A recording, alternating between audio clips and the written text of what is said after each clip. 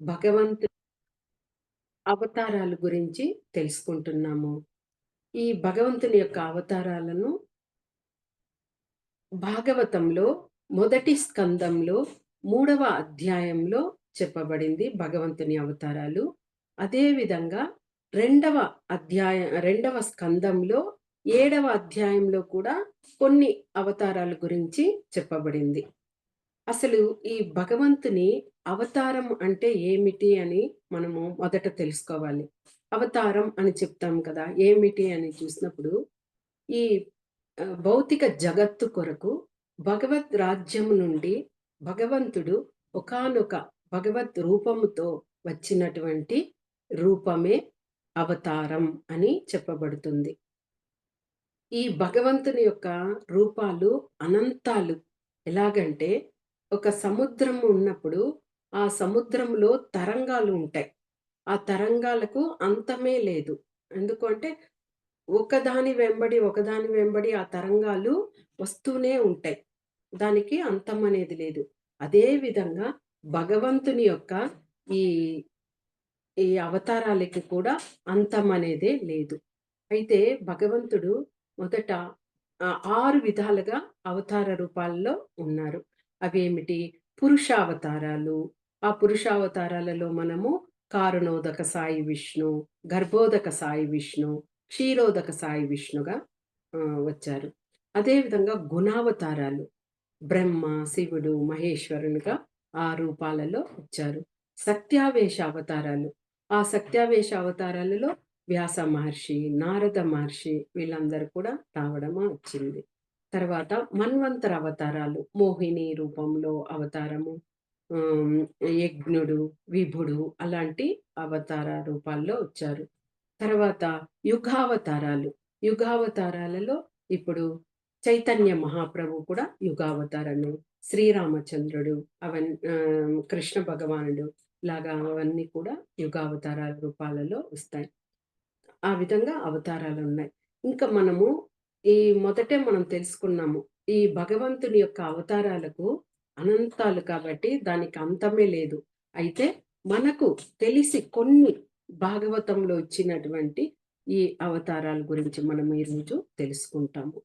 భగవంతుడు మొదట సనత్ బ్రహ్మ యొక్క మానస పుత్రులైనటువంటి నలుగురు కుమారులు సనత్ కుమారులు. అంటే సనకుడు, సనత్ కుమారుడు, తర్వాత సనందనుడు, సనాతనుడు అనే ఈ నలుగురిగా బ్రహ్మ యొక్క మానస పుత్రులుగా భగవంతుడు మొదట అవతారంగా అవతరించారు. వీరిని అవతారం అయిన తర్వాత బ్రహ్మ చెప్పారు. బ్రహ్మ సృష్టి కార్యాన్ని ఇంకా పెంపొందించడం కోసము ప్రజోత్పత్తి చేయండి అని ఆ సనత్ కుమారులతో చెప్పినప్పుడు వాళ్ళు నిరాకరించి, వాళ్ళు 5 సంవత్సర ప్రాయంలో ఉన్నటువంటి ఆహ్, పిల్లలలాగే ఉండిపోయి బ్రహ్మచర్యాన్ని పాటించారు ఈ సనత్ కుమారులనమాట. ఈ సనత్ కుమార ఈ సాంప్రదాయాన్ని మనకు 4 సాంప్రదాయాలున్నాయి కదా! బ్రహ్మ మధ్వ గౌడీయ సాంప్రదాయము, శ్రీ సాంప్రదాయము, తర్వాత రుద్ర సాంప్రదాయము, కుమార సాంప్రదాయము. ఇలాగా ఈ చివరి అయినటువంటి ఈ కుమార సాంప్రదాయాన్ని ఆహ్, ఫస్టు సనత్ కుమార్‌లు వీళ్ళే ప్రారంభించారు. తర్వాత నింబర్క ఆచార్యులు దానిని స్థాపితం చేశారనమాట. అది మొదటి అవతారంగా భగవంతుడు సనత్ కుమారులుగా అవతారం పొందారు. తర్వాత రెండవ అవతారం. రెండవ అవతారంగా వరాహ అవతారం. ఈ వరాహ అవతారం ఎందుకు ఆయన అవతరించారు అంటే, ధరణి యొక్క క్షేమం కొరకు. అంటే హిరణ్యాక్షుడు ధరణిని ఆ సముద్రం లోపల దాచి ఉంచినప్పుడు ఆయన వరాహ రూపంలో రావడం జరిగింది. ఇలాగా స్వయంభు మనువు కాలంలో ఆయన బ్రహ్మ యొక్క నాసిక నుండి ఆయన చిన్న రూపంలో అవతారాన్ని పొందారు. తర్వాత ఆయన పెద్ద పర్వతంలాగా ఆకాశమంత ఎత్తుకు ఎదిగిన ఆ ఆకారంలో వరాహస్వామి అవతార రూపంలో రావడం జరిగింది. ఆ హిరణ్యాక్షిని సంహరించడం కొరకు వచ్చి ఆయన తన ద్రంష్టంతో ఆ సముద్రంలో వెతుకుతూ, వెతుకుతూ వెళ్ళి ధరణిని తీసుకొని ఆయన తన ఊరువుల మీద కూర్చోబెట్టుకొని చక్కగా అలాగే లోపల నుంచి బయటకు రావడం జరిగింది. అది ఎలాగ అనిపించిందంటే మనకి చంద్రుడిని మేఘాలు కప్పివేశాయనుకోండి. తర్వాత ఆ మేఘాలు గాలి రావడం వల్ల ఆ మేఘాలన్నీ వెళ్ళిపోతే చంద్రుడు చాలా తేజోవంతంగా కనిపిస్తారు. ఆ విధంగా ధరణిని ఆయన సముద్రం నుంచి పైనకు తీసుకొచ్చినప్పుడు ఆ విధంగా కనిపించిందట. వరాహస్వామి 2 సార్లు అవతారాన్ని పొందారు అని చెప్తారు. ఒకసారి ఈ విధంగా ఆహ్, అదే స్వయంభూ మనువు కాలంలో రావడము. ఇంకొకసారి కూడా ఆయన ఇం ఇంకొక రూపంలో చాక్షుష ఆహ్, చా చాక్షుష మన్వంతర కాలంలో కూడా ఆయన ఆ రూపాన్ని పొందడము జరిగింది అని చెప్తారు. అందువల్లనే వరాహస్వామికి మహీధరునిగా కూడా పేరు వచ్చింది. ధరణిని ఆ విధంగా తీసుకురావడం వల్ల మహీధరునిగా కూడా చెప్పడం జరిగింది. ఇక మూడవ అవతారంగా నారద మహర్షి. నారద మహర్షి ఎలాగా అంటే ఋషి వర్గంలో ఋషులందరిలోనూ కూడా ఆయన శ్రేష్ఠుడిగా ఉన్నారు కాబట్టి, ఆయన నారద మహర్షి లేకపోతే భగవంతుని యొక్క నామ, రూప, లీలలు అందరికీ తెలియ తెలియజేసే విధంగా ఉండేది కాదు. కాబట్టి మా భగవంతుడు నారద ముని రూపంలో ఆయన రావడం కూడా జరిగింది. ఇక ఈయన ఒక గురువుగా వ్యాస మహర్షికి, తర్వాత ధ్రువునికి, ప్రహ్లాదునికి వీరందరికీ కూడా ఒక ఆధ్యాత్మిక విషయంలో వాళ్ళకి గురువుగా ఉండి, వారినందరినీ కూడా ముందుకు తీసుకువెళ్ళడానికి నారద మహర్షి రూపంలో భగవంతుడు రావడం, ఆ విధంగా చేయడం కూడా జరిగింది. నారద ము మన ముని కథ ఇది చూసుకున్నప్పుడు, ఆయన పిల్లవాడుగా ఉన్నప్పుడు, ఆయన తల్లి మరణించినప్పుడు, ఆయన చాతుర్మాసంలో అక్కడ వచ్చినటువంటి మునులు, యోగులు, ఋషులు వీళ్ళందరి సాంగత్యంతో ఉండడం వల్లనే ఆయనకు తర్వాతి జన్మ నారద మహర్షిగా కూడా రావడం జరిగింది. ఇది మూడవ అవతారము. ఇక నాల్గవ అవతారం తీసుకున్నప్పుడు నరనారాయణులు.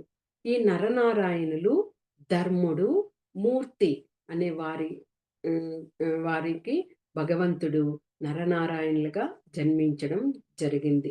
ఈ నరనారాయణులు జన్మించిన ముఖ్య ప్రయోజనం ఏమిటి అంటే, ఇంద్రియాలను ఎలాగా నిగ్రహించుకోవాలి అని ధ్యానం ద్వారా ఏ విధంగా భగవంతుణ్ణి మనం పొందవచ్చు అని తెలియడానికి ఈ నరనారాయణ రూపంలో వచ్చి ఆయన బదరిక ఆశ్రమంలో అక్కడ ఉండి తపస్సు చేయడం కూడా జరిగింది. ఇప్పటికీ మనము బదరికాశ్రమం వెళ్ళినప్పుడు నరనారాయణులు ఉన్నటువంటి ఆ ప్రదేశాన్ని మనము చూడవచ్చు.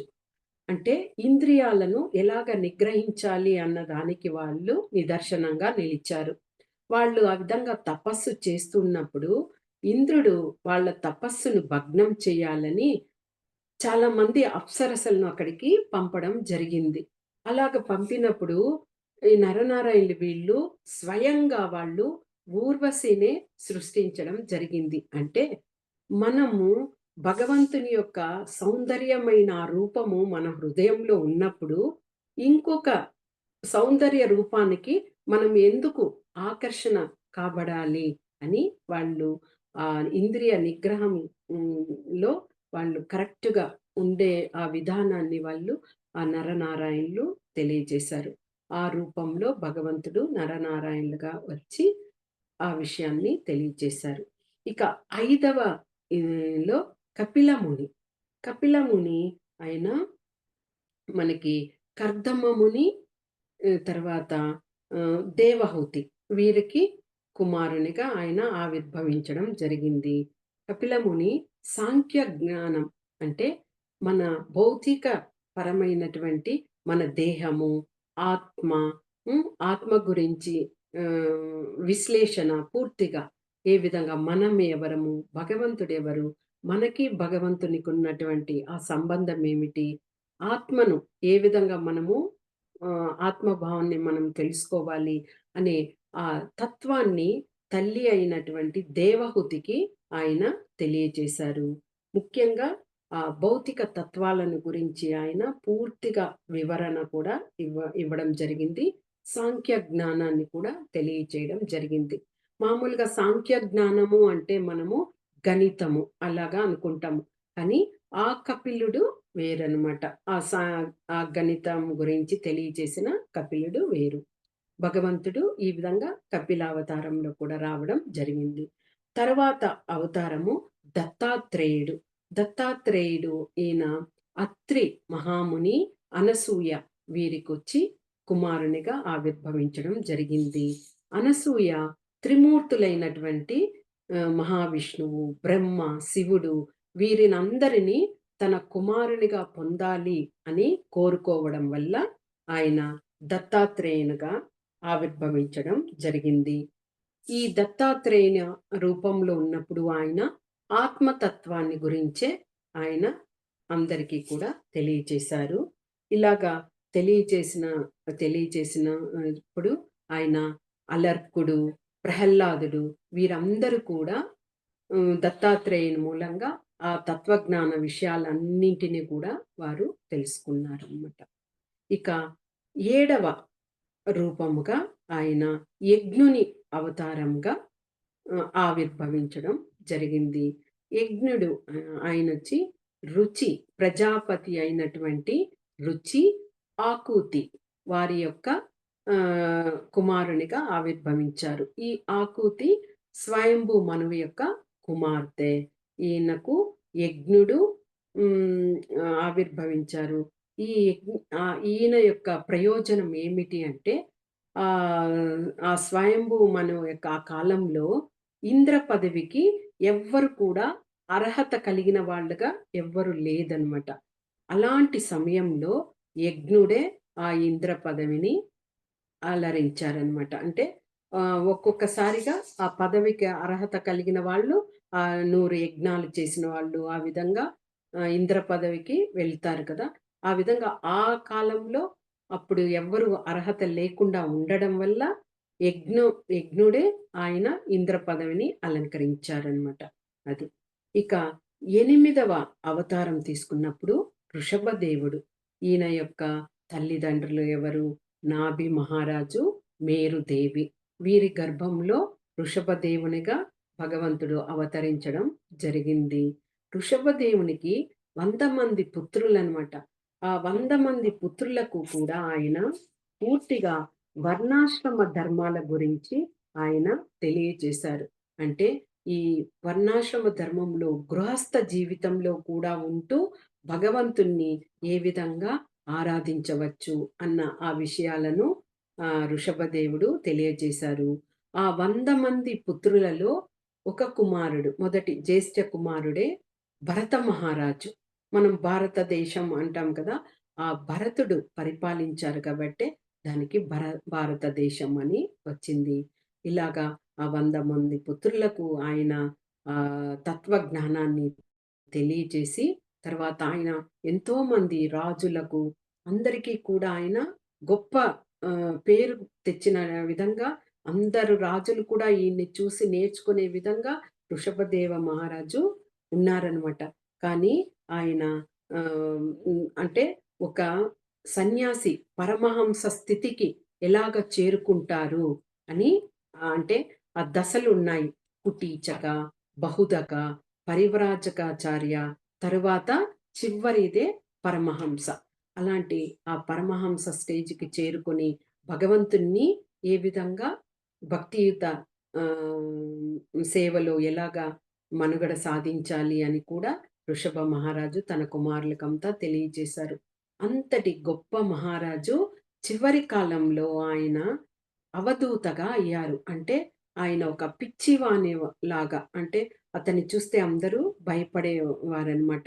అలాగా ఉంటూ అడవులలో తిరుగుతూ అక్కడ దొరికే ఫలాలను, కందమూలాలను వాటిని తింటూ ఆయన చక్కగా ఆ జీవితాన్ని గడుపుతూ చివరికి అక్కడ ఒక అడవిలో ఆయన ప్రయాణిస్తున్నప్పుడు అది కర్ణాటక స్టేట్‌లోనే అడవిలో ప్రయాణిస్తున్నప్పుడు ఆయన అక్కడ అగ్ని ఆ చెట్ల అంటే ఎండు ఎండు చెట్లన్నీ ఒకదానికొకటి ఒరపడి వలన అగ్ని ఇదవుతది కదా! ఆ విధంగా అగ్ని ప్రబలినప్పుడు అగ్నిలో ఆయన ఆహుతి అయిపోయి భగవంతుని ధామానికి చేరుకున్నారు. అంటే వృషభదేవుడు కూడా ఎంతో ఒక గొప్ప మహారాజుగా అంటే భగవంతుని యొక్క అవతారం గాబట్టి ఆయన కూడా అందరికీ కూడా తెలియజేసే విధంగా తత్వాలను తెలియపరిచారనమాట. తర్వాత 9వ అవతారంగా పృథు మహారాజు. పృథు మహారాజు గురించి మనం భాగవతం చదివి ఉంటాము. అందరికీ తెలుసు. ఆయన వేణుడు అనే ఒక రాజు చాలా దుర్మార్గంగా ఉంటూ, రాజ్యాన్ని భ్రష్టు పట్టిస్తూ అలాగ ఉన్నప్పుడు, ఋషులందరూ కూడా ఆ వేణుడిని వారి యొక్క మంత్ర దీనితో హుంకారం చేసి అతన్ని ఆహ్, మరణించే విధంగా చేస్తారనమాట.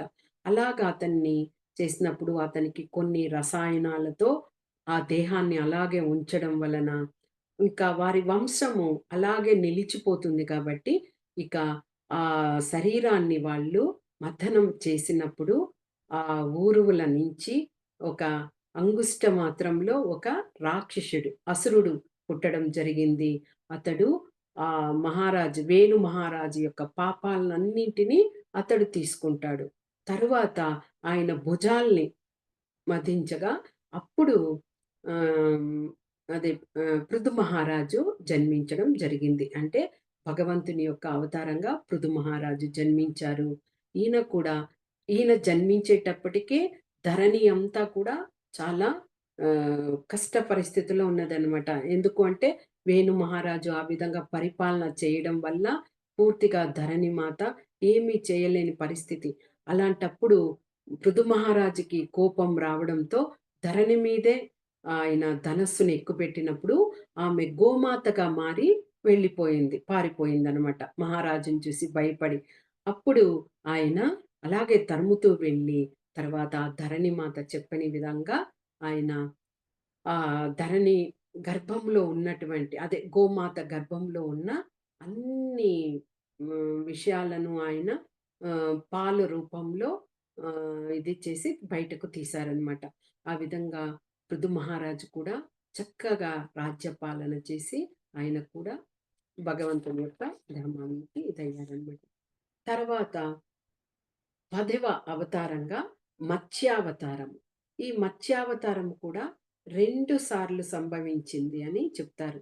ఒకసారి స్వయంభూ మనువు యొక్క కాలంలో ఆయన ఆహ్, బ్రహ్మ నుంచి ఒక అసురుడు వేదాలనన్నింటినీ తస్కరించినప్పుడు, అప్పుడు భగవంతుడు మత్స్య రూపంలో వెళ్ళి ఆ అసురుడిని చంపి ఆ వేదాలను తీసుకొచ్చారు.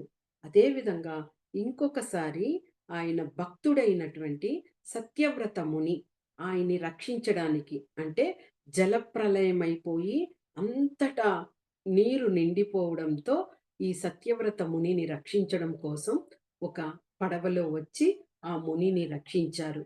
ఆ సత్యవ్రత ముని తరువాతి జన్మలో హ్మ్. ఎవరు వివస్వానుని యొక్క పుత్రుడైనటువంటి వైవస్వత మనువుగా ఆయన ఆవిర్భవించడం జరిగింది. ఇదే మత్స్యావతారం యొక్క ప్రయోజనం. తరువాత, తరువాత 11వ అవతారంగా కూర్మావతారం. కూర్మావతారం కూడా మనకు తెలుసు.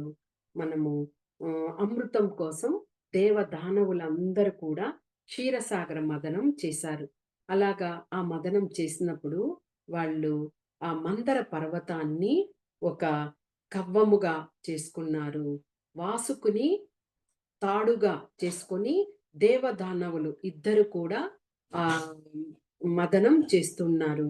అలాగ చేస్తున్నప్పుడు ఆ మందర పర్వతము సముద్రంలోకి వెళ్ళిపోయిందనమాట. అంటే హ్మ్, ఆ బరువును మోయలేక అలాగయిపోయేసరికి ఇక అందరూ మహావిష్ణువుని వేడుకొనగా ఆ సమయంలో మహావిష్ణువు కూర్మావతారాన్ని పొంది తర్వాత ఆ మందర పర్వతాన్ని తాను మోసి ఆహ్, క్షీరసాగర మథనాన్ని ముగించారు. అంటే ఆ విధంగా కూర్మావతారం రూపంలో ఆయన రావడం కూడా జరిగింది. తర్వాత ధన్వంతరి అవతారం. ఈ ధన్వంతరి అవతారంలో మనకు ఆ క్షీరసాగర మదనమే వస్తది. ఆ క్షీరసాగర మదనం జరిగేటప్పుడు మొట్టమొదటగా ఆలాహలం అది వచ్చింది. దానిని శివుడు తీసుకొని ఆయన అలాగే కంఠంలో ఇది చేసుకోవడం వల్ల నీలకంఠునిగా కూడా ఆయన పేరు పొందారు. తర్వాత అమృతం.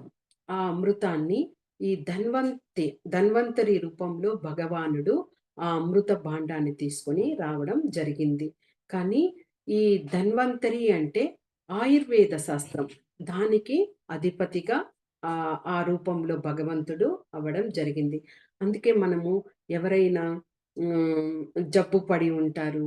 అలాంటి వాళ్ళకని లేకపోతే మనము కూడా ప్రతిరోజు ఈ ధన్వంతరి మంత్రాన్ని చెప్పుకుంటూ ఉంటాము. ఓం ధన్వంతరాయ అమృత కలశహస్తాయ సర్వమయ వినాశాయ త్రైలోక్యనాదాయ శ్రీ మహావిష్ణవే నమః అని చెప్తాము. అంటే ఈ ఎవరైనా జబ్బు పడిన వాళ్ళ దగ్గర ఈ ధన్వంతరి మంత్రం చెప్తే కూడా వాళ్ళు త్వరగా కోలుకుంటారు. అంతేకాకుండా మనం ప్రతిరోజు కూడా ఈ ధన్వంతరి మంత్రాన్ని ఆహ్, పఠించడం వల్ల మంచి జరుగుతుందని కూడా మనకి ప్రతీక. కాబట్టి ఈ ధన్వంతరి రూపంలో, అవతార రూపంలో భగవంతుడు రావడం జరిగింది. తరువాత ఆయన 13వ అవతారంగా మోహిని అవతారము. ఇది కూడా ఈ క్షీరసాగర మదనం దానిలోకే వస్తది. ఆ విధంగా ఆ అమృత భాండం వచ్చినప్పుడు ఆయన ఆ అమృతాన్ని దానవులకు, దేవతలకు అందరికీ ఆ అమృతంని పంచాలని అనుకున్నప్పుడు మొదట దేవతలకు పంచుతూ వెళ్తున్నారు. అలాగ వెళ్తున్నప్పుడు ఆ రాక్షసులైనటువంటి రాహువు, కేతువులు ఈ దేవతల వైపుకు వచ్చేశారు. ఆ విషయం తెలిసి మోహిని అవతారం రూపంలో ఉన్నటువంటి భగవంతుడు వారి శిరస్సును ఖండించడం కూడా జరిగింది. అంటే ఆ అమృత భాండం వచ్చిన తర్వాత ఆయన మోహిని అవతార రూపంలో అక్కడ అమృతాన్ని పంచడం జరిగిందనమాట. అది మోహిని అవతారము. తర్వాత 14వ అవతారంగా నరసింహస్వామి అవతారము. ఇది సగం నరునిని నరుడిగా సగమొచ్చి సగమొచ్చి సింహం రూపంలో వచ్చి అది ఎవరు? భక్తుడైనటువంటి ప్రహ్లాదుడు కోరగా ఆ భక్తుని కోసము అవతార రూపంలో వచ్చినటువంటి వారే శ్రీ నరసింహ స్వామి. ఆయన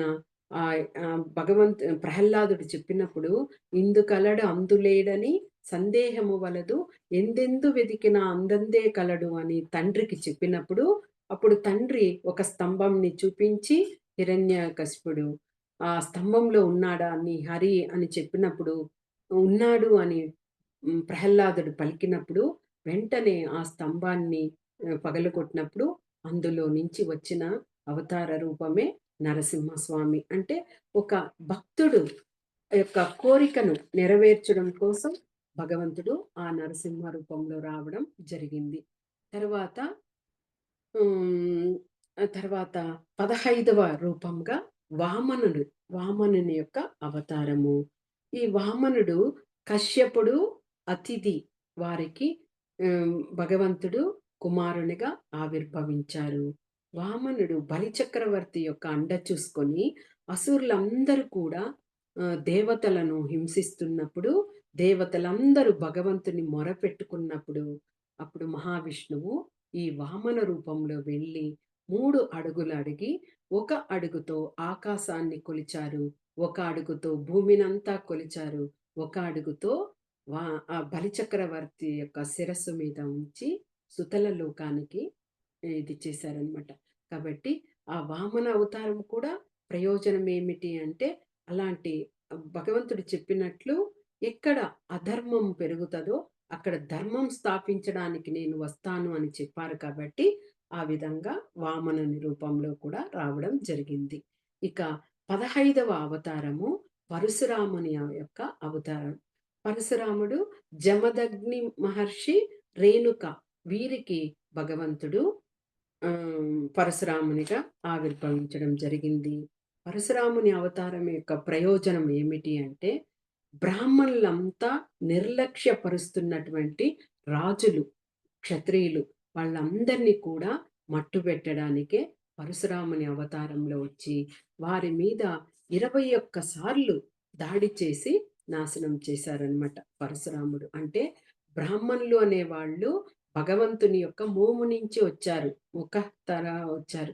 అలాంటి వాళ్ళు ఉండడం వలనే వేదాలన్నీ కూడా వేద మంత్రోచ్చరణ చేయడం కూడా వారి వల్లనే ఉంటున్నది. అలాంటి బ్రాహ్మణులను నిర్లక్ష్యపరచడం, పరశురామునిగా ఆయన రావడము, వారినంతా కూడా నాశనం చేయడము జరిగింది.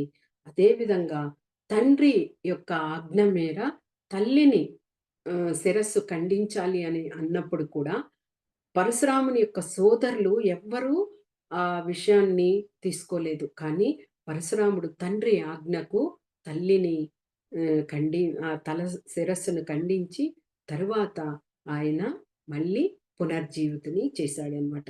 అంటే పరశురాముడు ఎప్పుడు కూడా ఆయన చిరంజీవిగానే ఉన్నారు. ఇప్పటికి కూడా చిరంజీవిగానే ఉన్నారు. తరువాత ఇక 17వ అవతారంగా మనకి వ్యాస మహర్షి. వ్యాస మహర్షి తెలుసు. పరాశర ముని, తర్వాత సత్యవతి. వారికి హ్మ్. స బ అదే వ్యాస మహర్షి ఒక కుమారుని రూపంలో ఆవిర్భవించడం జరిగింది. వేదాలు, ఉపనిషత్తులు, తర్వాత గ్రంథాలు, శాస్త్రాలు ఇలాంటివన్నీ కూడా వ్యాస మహర్షి రాశారు. కానీ ఆయన ఒక నారద మునిని యొక్క గురువుగా తీసుకొని వ్యాస మహర్షి ఆయన మహాభారతాన్ని 18,000 శ్లోకాలు కలిగినటువంటి 12 స్కందాలుగా ఉన్నటువంటి ఆ మహాభారతాన్ని కూడా వ్యాస మహర్షి రాయడం జరిగింది. మహాభారతంలో ఆయన రాయడం వల్లనే మహాభారతంలో కూడా ఒక ఘట్టంగా మనము భీష్మ పర్వంలో నుంచి భగవద్గీతను కూడా మనము తెలుసుకుంటున్నాము. ఆ విధంగా వ్యాస మహర్షి రూపంలో కూడా భగవంతుడు అవతరించడం జరిగింది. తర్వాత 18వ అవతారంగా శ్రీరామచంద్రుడు. శ్రీరామచంద్రుని గురించి విని తరించని వాళ్ళు ఎవ్వరూ ఉండరు. ఎందుకంటే ఆయన యశస్సు అనేది అలాంటిది. భగవంతునికి షడ్ విభూతులు ఉన్నాయి. సౌందర్యము, మళ్ళీ సంపద, జ్ఞానము, వైరాగ్యము, బలము, యశస్సు అని. అలాంటి యశస్సు అంటే అన్నీ కలిగి యశస్సు అనే ఆ విభూతిలో వచ్చినటువంటి వారే శ్రీరామచంద్రుని యొక్క అవతారము. ఎందుకంటే ఆయన సముద్రాన్ని బంధించి రామసేతుని కట్టి లంకకు వెళ్ళి రావణాసురుని సంహరించి సీతమ్మను అయోధ్యకు తీసుకొచ్చారు. అంటే ఆ మానవాతీత ఆ కర్మలన్నింటిని కూడా శ్రీరామచంద్రుడు ఒక మనిషి రూపంలో ఉండి వాటినన్నీ కూడా చేశారు. ఆయన ద్వారా మిగతా అందరూ కూడా తెలుసుకునే విధంగా ఆయన ఆ విధంగా చేశారు. అంటే ఆయన తండ్రి యొక్క మాటను జవదాటకుండా ఆ రాజ్య పాలన చేయడం కానీ, పూర్తిగా ఆహ్, కీర్తి ప్రతిష్టలను కానీ తీసుకురావడంలో కానీ, శ్రీరామచంద్రునిలాగా ఎవ్వరు ఉండరు అని చెప్పుకునే విధంగా ఆ శ్రీరామ రాజ్యాన్ని ఆయన స్థాపించారు. అందుకే ఇప్పుడు ఎవ్వరైనా కానీ ఒక రాజ్యము అని చెప్పినప్పుడు శ్రీరామచంద్రునిలాగా సుభిక్షంగా ఉండాలి అనే మనము ఉదాహరణకి శ్రీరామచంద్రుడిని గుర్తు తెచ్చుకొని చెప్తాము. కాబట్టి ఆ శ్రీరామచంద్రుని రూపంలో భగవంతుడు అవతారాన్ని చేయడం జరిగింది. తర్వాత 19, 20 అవతారాలుగా బలరాముడు, కృష్ణ అవతారాలు. కృష్ణ భగవంతుడు అవతారము కానే కాదు. ఆయన అవతారి. అంటే అన్ని అవతారాల్ని ఇచ్చే ఆయన అవతారి. ఆ విధంగా బలరాముడు. మనకి బలరామకృష్ణుల గురించి మనము ఆహ్, తీసుకున్నప్పుడు పూర్తిగా మనకిది 10వ స్కందంలో భాగవతంలో చెప్పబడింది. అంటే బలరాముడు కూడా భగవంతుని కృష్ణ భగవానుని యొక్క స్వ అంశనే. కాబట్టి ఆయన కూడా భగవానునిలాగే ఇదవుతారు. కాబట్టి వీరిద్దరి గురించి బలరామకృష్ణులు ఇద్దరి గురించి మనకు ఆ స్కందంలో పూర్తిగా వారి యొక్క బృందావనం యొక్క లీలలు, తర్వాత ద్వారకాలో ఆయన రాజుగా భగవంతుడు రాజుగా ఉన్నటువంటి ఆ లీలలు, మధురాలో ఆయన ఆహ్, ఆవిర్భవించి, తర్వాత గోకులంకి వెళ్ళిన తర్వాత ఆ లీలలు, అంతమంది అసురులను సంహరించిన లీలలు, తర్వాత బలరాముడు కూడా ఎన్నో బృందావనంలోని వనాలలో అసురులను సంహరించడం జరిగింది. ఆ విధమైనటువంటి ఆ లీలలన్నింటిని కూడా మనము బలరామకృష్ణుల అవతారంలో అన్నీ తెలుసుకోవచ్చు. బృందావనం అంటేనే ఇంకా కృష్ణ, బలరాములు వారి గురించే పూర్తిగా వివరణ ఉంటుంది. తర్వాత 21 అవతారంలో మనము బుద్ధుడు. బుద్ధుడు బుద్ధ అవతారంలో భగవంతుడు రావడానికి కూడా ఒక ప్రయోజనం ఉంది. ఎందుకు అంటే సాధారణంగా ఒక యజ్ఞాన్ని చేసినప్పుడు మనము ఆ యజ్ఞంలో బ్రాహ్మణులందరూ కూడా వేద పఠనం చేస్తారు. ఆ వేదాన్ని వల్లించినప్పుడు అది స్పష్టత చక్కగా ఉండాలి. అంటే ఎలాంటి దోషపూరితంగా ఉండకూడదు ఆ వేదాలు చదివినప్పుడు. కానీ అలాగా సత్యయుగంలో అలాగా యజ్ఞం చేసినప్పుడు, ఆ వేదాలను వల్లిస్తున్నప్పుడు, వాళ్ళు యజ్ఞం చేసినప్పుడు తప్పకుండా ఒక పశువుని బలి ఇచ్చేవారు. ఆ పశువుని బలి ఇవ్వడం వెనుక కారణం ఏమిటి అంటే, ఒకటి ఆ పశువు పూర్తిగా వయస్సు అయిపోయినదిగా ఉంటది. వయసు ఉడికిన పశువు.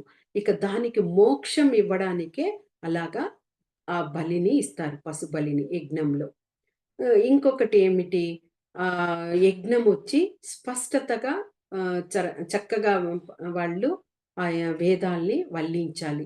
ఇలాంటి ఆ స్పష్టత కరెక్ట్‌గా ఉన్నదా? ఆ వేదం సరిగ్గా మనము పఠిస్తున్నామా? లేదా? అనడానికి కూడా అలాంటి బలిని ఇవ్వడం జరిగేది. కానీ ఇది కాలక్రమేణా ఏమైంది? ఈ అంటే ఆ కాలంలో అలాగ పశుబలి ఇచ్చినప్పుడు, జంతు బలిని ఇచ్చినప్పుడు అది మోక్షం పొంది ఒక దివ్య పురుషునిగా అయిపోయేది. ఎందుకు అంటే కలికాలము, ధర్మము 4 పాదాలలో నడిచేది. 1,00,000 సంవత్సరాలు జీవిత కాలము పరిమాణం ఉండేది. కాబట్టి ఆ కాలంలో అవి వయసయిపోతాయి కాబట్టి వాటికొక మోక్షాన్ని ఇవ్వాలి. అలాగ మోక్షం ఇవ్వడానికి బలి ఇచ్చినప్పుడు అవి మోక్షాన్ని పొందుతాయి అనే ఉన్నది ఆ సమయంలో. అలాగా అది ఏమైంది? అలాగే యుగం మారుతూ, మారుతూ వచ్చేసరికి కలియుగంలో వచ్చేసరికి కూడా ఈ జంతువుల్ని పాపం మూగ జీవాలు మనం కలియుగం వచ్చేసరికే ఆ పవర్ అనేది తగ్గిపోయింది. అంటే ధర్మం వచ్చి ఒక్క పాదంలోనే నడుస్తుంది. 3 పాదాలు అధర్మమే జరుగుతుంది. కాబట్టి ఒక జంతువుని మనం బలి ఇస్తే అది ఎలాగ మోక్షాన్ని పొందుతది? ఎలాగ దివ్య పురుషుడిగా అవుతది? అలాగ అవ్వడానికి ఛాన్స్ లేదు. కాబట్టి ఈ కలియుగం వచ్చేసరికి అదే పద్ధతిలో ఆ బలులు అనేది ఇవ్వడం సాగుతున్నాయి. అలాగ చేయకూడదు. ఆ జంతు బలుల్ని నిర్మూలించాలి అనే ఆ ఒక్క ప్రయోజనం కోసమే భగవంతుడు బుద్ధావతారంలో గయాలో ఆయన ఆవిర్భవించడం జరిగింది. కానీ ఆయన ఇంకొక విధంగా ఆలోచించారు. ఏ విధంగా అంటే, ఈ వేదాలను వల్లించడం వల్లనే కదా! కొంతమంది ఇలాగ యజ్ఞం చేసేటప్పుడు వీటిని బలి ఇస్తున్నారు. కాబట్టి మనము వేదాలే లేవు. అదంతా ఒక కథ రూపం అదే అంటే చెప్పిన విషయము. అలాగ చెప్పి వేదాలే లేవు. శూన్యము అని చెప్పాలి అనుకోని ఆ విధంగా ఆ బుద్ధునిగా ఆయన రావడం వలన ఆ విధంగా ప్రచారము జరిగింది. కానీ ఈ విధంగా ప్రచారం జరగడం వల్ల ఏమైంది? అది నాస్తికత్వంగా చెప్పబడింది. అంటే వేదాలే లేదు. అన్ని యుగాలలో మనం ఆ వేదాల్ని తెలుసుకుంటూ, ఆ గురు శిష్య పరంపరగా అవన్నీ మనము పొందుపరిచి అలాగ వచ్చిన ఆ వేదాల్ని ఒక్కసారింగా ఒక్కసారిగా బుద్ధుని రూపంలో అవతారంలో వేదాలే లేవు అనేసరికి ఏమవుతుంది? అది భగవంతుడిని గుర్తించిన విధంగా కాదు కాబట్టి నాస్తికత్వంగా ఇదైపోయి, ఆ విధంగానే ఆ బుద్ధుని యొక్క ఇది వచ్చి ఆ బౌద్ధ మతం అనేది ఒక నాస్తిక వాదంగానే నిలిచిపోయింది. ఆ విధంగానే. కాకపోతే భగవంతుడు ఆ బుద్ధుని రూపంలో వచ్చిన ప్రయోజనం మాత్రము ఈ జంతు బలుల్ని నిర్మూలించాలి అన్నదే ఆయన రావడం జరిగిందనమాట. ఇక తర్వాతది కల్కి అవతారము. ఈ కల్కి అవతారము అన్ని అవతారాలలో భగవంతుడు అవతార రూపం దాల్చి ఆ లీలలను చేశారు. కానీ కల్కి అవతారంలో మనకు తెలుసు కలియుగము ఎంత మోసపూరితంగా ఉంటుందో. అల్ప ఆయుష్కులుగా ఉంటారు. తర్వాత మందబుద్ధులుగా ఉంటారు. తర్వాత అజ్ఞానులుగా ఉంటారు.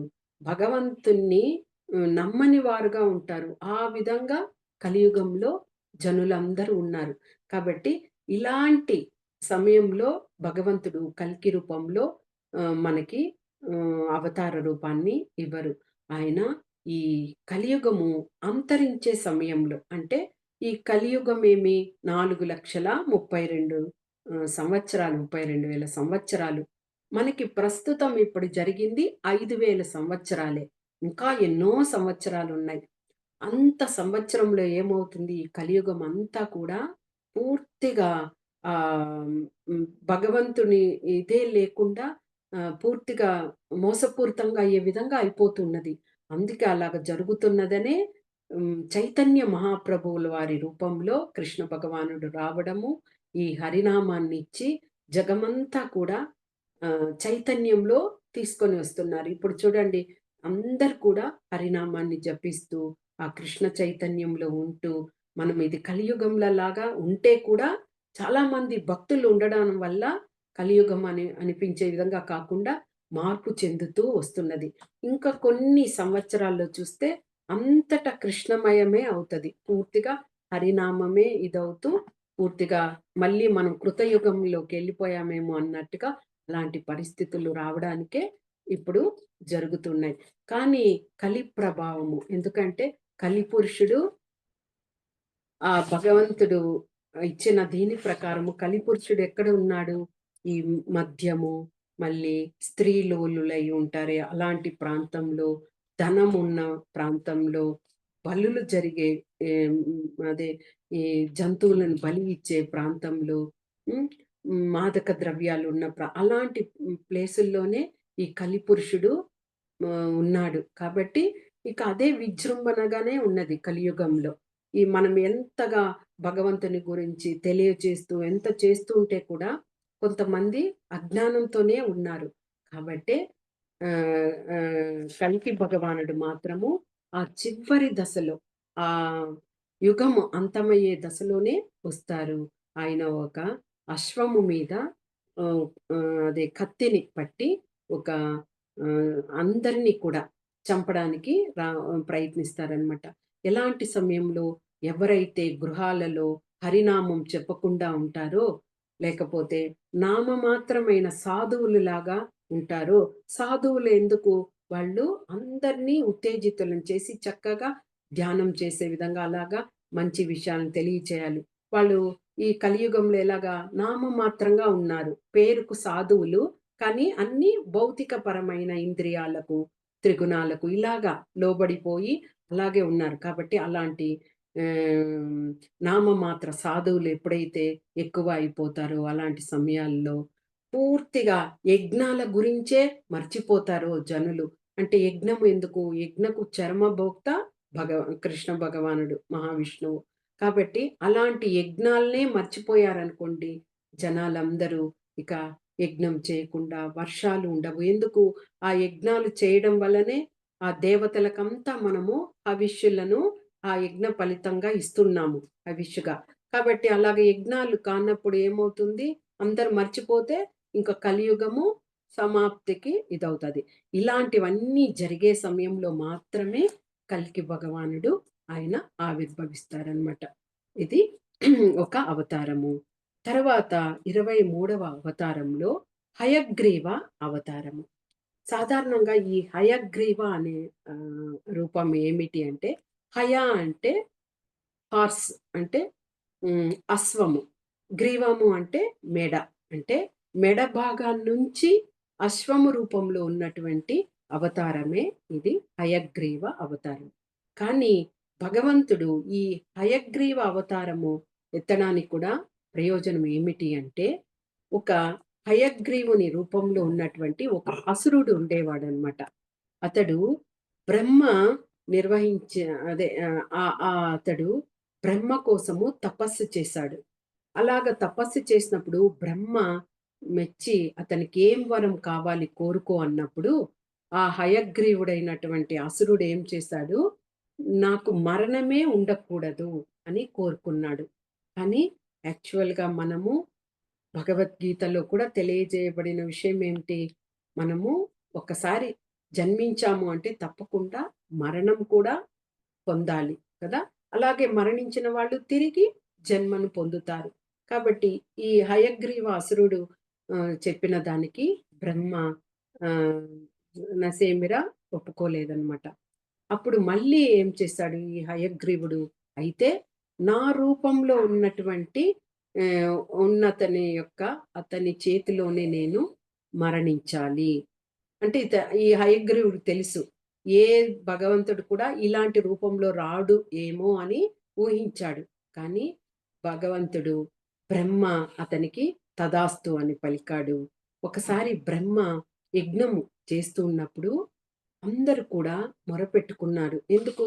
ఈ హయగ్రీవుడు ఇక అసురులందరిని కూడా అసురులందరిని తాను పోగు వేసుకొని దేవతలనందరిని హింసించడం మొదలుపెట్టాడనమాట. ఇక ఆ దేవతలందరూ కూడా ఈ బ్రహ్మకు మొరపెట్టుకున్నప్పుడు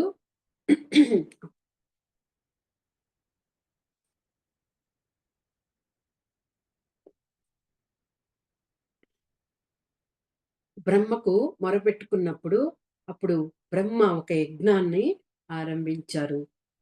ఆ యజ్ఞంలో హయగ్రీవుని రూపంలో భగవంతుడు రావడం జరిగిందనమాట. ఆ విధంగా ఆయన కూడా మహావిష్ణువు కూడా ఆ విధంగా అశ్వం రూపాన్ని మెడ వరకు అశ్వరూపాన్ని పొంది వచ్చి ఆ హయగ్రీవుడనే ఆ రాక్షసుని సంహరించడం జరిగింది. తర్వాత అదే విధంగా ఆయన మధు, కైటభ అనే రాక్షసులను కూడా సంహరించడం జరిగింది. ఈ ఈ రూపంలో వచ్చినప్పుడు హయగ్రీవ రూపంలో. అది హయగ్రీవ అవతారము. ఇక ఇంకొక అవతారము హంసావతారం. హంసావతారము. ఈ హంసావతారము కూడా ఏమిటి అంటే, ఈ హంసావతారం యొక్క ప్రయోజనము ఏమిటి అంటే, పూర్తిగా ఇంద్రియాలను ఏ విధంగా మనము కంట్రోల్ చేసుకోవాలి అన్న ఆ విషయాన్ని ఆయన భక్తులకు తెలియచేయడానికే వచ్చారు. బ్రహ్మ మానస పుత్రులైనటువంటి సనక సనాదులున్నారు కదా! వారికి వారు ఎంతో ఆహ్, భక్తియుతంగా ఉండేవారు. కానీ వారికి కూడా సందేహము. ఒకసారి బ్రహ్మను అడిగారనమాట. మన మనస్సుని నియంత్రించుకొని ఏ విధంగా ఈ ఇంద్రియాలన్నింటినీ మన ఆధీనంలో ఉంచుకొని త్రిగుణాలకన్నింటికి కూడా మనము లోబడి అతీతంగా వాటికి ఎలాగా మన మనసుని కంట్రోల్ చేసుకోవాలని బ్రహ్మను అడిగారనమాట. బ్రహ్మ కూడా బ్రహ్మ కూడా వేదాలన్నిటి నుంచి సారం తీసుకున్నారు కదా జ్ఞానాన్ని. కాబట్టి ఆ జ్ఞానం విషయాలనన్నీ తెలుపుతూ సనక సనాదులకి తెలియచేశారు. అయినా కానీ వాళ్లకు అర్ధాంతరంగానే ఉన్నది. ఎలాగా ఆ ఇంద్రియాలనంతా మనం జయించాలి అని అలాగ ఉన్నప్పుడు, అప్పుడు మహావిష్ణువు ఈ హంసావతారం రూపంలో వచ్చి అక్కడ నారద మహర్షికి, సనక సనాదులకి వీళ్ళకి అందరికీ కూడా తత్వాన్ని తెలియచేశారు. అంటే ఒకరు మనసుని ఏ విధంగా కంట్రోల్‌లో ఉంచుకొని, ఆ ఇంద్రియాలకంతా అతీతంగా ఉంటూ, భగవంతుని యొక్క భక్తియుత సేవను చేస్తారో, అప్పుడే వాళ్ళు పూర్తిగా వాటికంతటికి కూడా దూరమయ్యి జీవన్ముక్తులవుతారు అని ఆ విషయాన్ని వాళ్లకు తెలియచేశారనమాట పూర్తిగా. ఈ ఈ విషయంలోనే ఆయన వివరంగా కూడా ఎలాగ తెలియచేశారు అంటే, ఒక పిల్లవాడు ఉన్నాడనుకోండి, ఆ పిల్లవాడి చేతిలో ఒక ఆట వస్తువు ఉన్నది. ఆ వస్తువుతో ఆ పిల్లవాడు ఆడుకుంటూ ఉన్నాడు. అలాంటి సమయం ఏమవుతుంది, తల్లి వచ్చి "నువ్వు నా దగ్గరికి రా, ఆ వస్తువుని వేసేసిరా" అంటే, ఆ పిల్లవాడు ఏం చేస్తాడు, అటు ఇటు చూసి మనకి అమ్మ కదా ముఖ్యము అనేసి ఆ వస్తువుని పారవేసి తల్లి దగ్గరకు పరిగెట్టుకుంటూ వచ్చేస్తాడు. అదే విధంగా భగవంతుడు కూడా మనకి ఒక తల్లి, తండ్రిగా మనం గుర్తించినప్పుడు ఇలాంటి భౌతిక బద్ధజీవులమైపోయి మనము ఒక ఆట బొమ్మలలాగా ఇక్కడ ఉన్నాము ఈ భౌతిక ప్రపంచంలో. కాబట్టి మనము అసలైన మన యొక్క యథాస్థితిని గుర్తించి ఇలాంటి ఈ వస్తువుని మనము దూరంగా చేసి అంటే వస్తువు ఏంటి? ఆ ఇంద్రియాలు, కామ, క్రోధ, లోభ, మోహ, మదమాచర్యాలు, ఈ రజోగుణంలో, తమో గుణంలో ఉండే ఆ విషయాలు ఇలాంటి వీటినన్నింటిని మనం పారవేసి, దూరం చేసుకొని, మనము తండ్రి అయినటువంటి భగవంతుని దగ్గరికి పరిగెట్టుకుంటూ వెళ్ళిపోవాలి. ఆ భక్తియుత అలాగ చేయాలి అంటే ఆ భగవంతునితో మనము కనెక్ట్ అయ్యి ఉండాలి. అలాగ కనెక్ట్ అయ్యి ఉండాలి అంటే మనము ఆ భక్తి యోగంలో ఉండాలి. ఆ భక్తిని ఆ భక్తియుత సేవను చేస్తూ భగవంతుడిని పొందాలి. మనకి ఆ భక్తి అంటేనే ఏమిటి? మనము అనుకుంటాము భగవంతుని ప్రీత్యర్థం కోసం చేసే సేవ అంటాము. కానీ ఎప్పుడైతే ఆ భక్తి అని అనుకుంటామో ముఖ్యమైన, ప్రాముఖ్యతమైన విషయం ఏమిటి భక్తిలో అంటే సేవకుడిని నేను అని అనుకోవడమే భక్తి చేస్తున్నట్టు. నిజమైన భక్తి అంటే నేను దాసుడిని. నేను భగవంతునికి సేవకుడిని. అదే విధంగా భగవంతుని యొక్క భక్తులుంటారు కదా! వాళ్ళకందరికి కూడా నేను సహాయం చేయగల అదే దాసుడిని.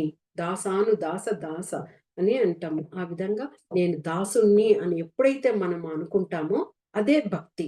ఇంకా మనం ఎక్కువగా ఇది చేయాల్సిన అవసరమే లేదు. భగవంతుని మనం అర్థం చేసుకుంటున్నాము అంటే మనము అలాంటి భగవంతుని యొక్క భక్తిలో ఉంటే చాలు. ఈ విధంగా భగవంతుడు ఎన్ని అవతారాలు అనంతాలు అని తెలుసుకున్నాము. భగవంతుని యొక్క అవతారాలు చెప్పుకోవడానికి. ఇలాంటివి ఇంకా ఎన్నో అవతారాలున్నాయి. కానీ మనకు తెలిసి ప్రయోజనంగా వచ్చినటువంటి అవతారాలు ఇవి. కాబట్టి ఆయన వచ్చిన ఏ అవతారమైనా ఒక కోసమే వచ్చారు. అదే విధంగా ఆయన చెప్పిన విధంగానే పరిత్రాణాయ సాధూనాం వినాశాయ చ దుష్కృతాం ధర్మ సంస్థాపనార్థాయ సంభవామి యుగే యుగే. అంటే సాధువులంతా రక్షించడానికి, అసురులను శిక్షించడానికి, భక్తులను రక్షించడానికి, ఆ అందరికీ కరుణను ప్రసాదించడానికి ఆయన ఇలాంటి రూపంలో అవతార రూపంలో ఆ భగవద్రాజ్యం నుంచి ఆయన ఒక ఆహ్, రూపంలో వచ్చి ఈ అవతారాల్ని పొందుతూ ఉన్నాడు.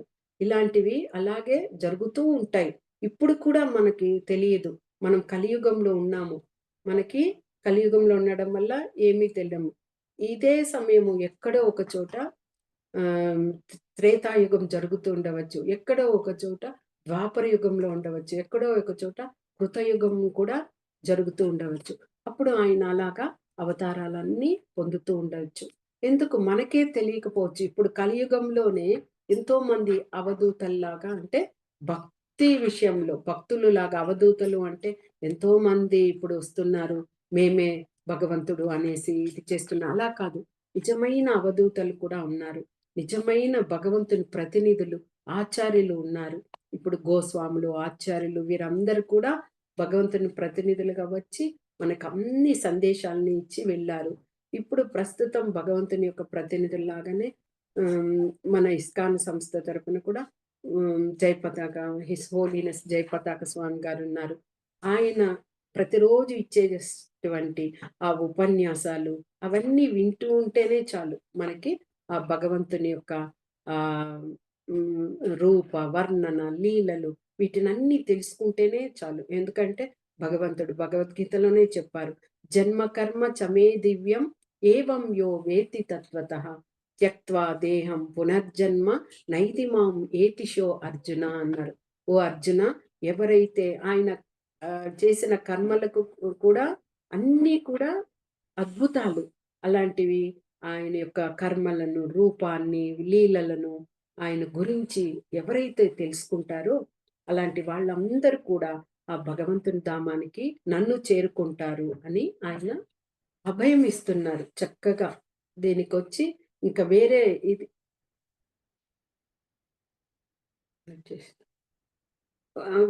వేరే ఇది ఏమీ లేదనమాట. ఆ విధంగా హ్మ్. మనము ఈ భగవంతుని యొక్క అవతారాలన్నీ కూడా తెలుసు. హరే కృష్ణ. వాంఛా కల్పతరుభ్యశ్చ కృపా సింధుభ్య ఏవ చ పతితానాం పావనేభ్యో వైష్ణవేభ్యో నమో నమః. అనంత కోటి వైష్ణవ భక్త బృందానికి జై. నామాచార్య హరిదాస ఠాకూర్‌కి జై. గౌరనితాయికి జై. హరే కృష్ణ.